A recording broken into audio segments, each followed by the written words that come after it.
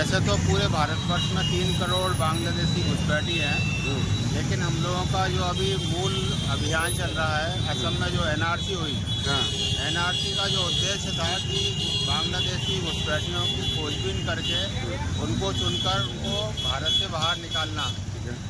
लेकिन उस एनआरसी में इतना बड़ा भ्रष्टाचार हुआ और उस भ्रष्टाचार के कारण से 80 लाख बांग्लादेशी घुसपैठी जल्द ही भारत के नागरिक बनने जा रहे हैं।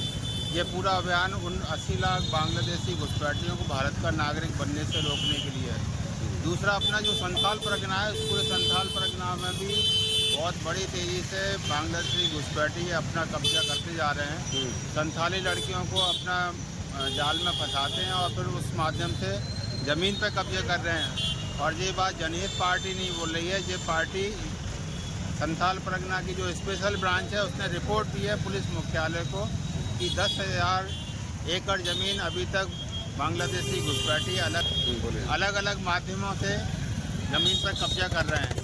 और अब तो उन्होंने क्या किया है कि जब चुनाव होते हैं तो मुखिया के पद पर उस संथाली महिला को चुनाव में लड़ाते हैं और उस मुखिया के माध्यम से फिर अन्य लोगों को वहाँ पर बुलाते हैं, क्योंकि उससे उनके कागजात बनने में आसानी हो जाती है।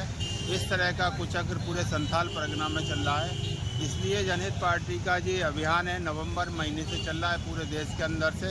अभी संथाल परगना की यात्रा 8 जून से लेकर 30 जून तक चलेगी। ये मुद्दा जो संवेदनशील है और राष्ट्रीय सुरक्षा से जुड़ा हुआ है, और वैसे तो इस मुद्दे पर सभी दलों को एक साथ होना चाहिए, क्योंकि ये राष्ट्रीय मुद्दा है और राष्ट्रीय सुरक्षा जुड़ा है। और इस मुद्दे पर भाजपा जो है पिछले 30-40 सालों से लगातार चुनावों में भी बोलती आ रही है और अपने अलग अलग मंचों से लगातार इस पर बोलती आ रही है। लेकिन जो हेमंत बिस्वा शर्मा झारखंड के चुनाव में बड़े सीना ठोक के बोलते थे कि बांग्लादेशी घुसपैठियों को गंगा जी में बहा देंगे, वही अपने राज्य में एनआरसी में 80 लाख बांग्लादेशी घुसपैठियों को नागरिकता देने जा रहे हैं। इसलिए इस मुद्दे पर सबको साथ आना चाहिए, क्योंकि ये राष्ट्रीय ये स्पेशल ब्रांच ने पुलिस मुख्यालय को रिपोर्ट दी है। दैनिक भास्कर में प्रॉपर ये छपा था, उसमें ये भी छपा था कि किन जिले के किन प्रखंड में और किन गांवों में ये हुआ है अभी तक, किस रेशों से बढ़ी है। ये हमने नहीं बोल रहे, ये पुलिस की स्पेशल ब्रांच ही बोल रही है। अगला आपका और अगर वो ऐसा बोलते हैं तो उन दोनों में मिसअंडरस्टैंडिंग है।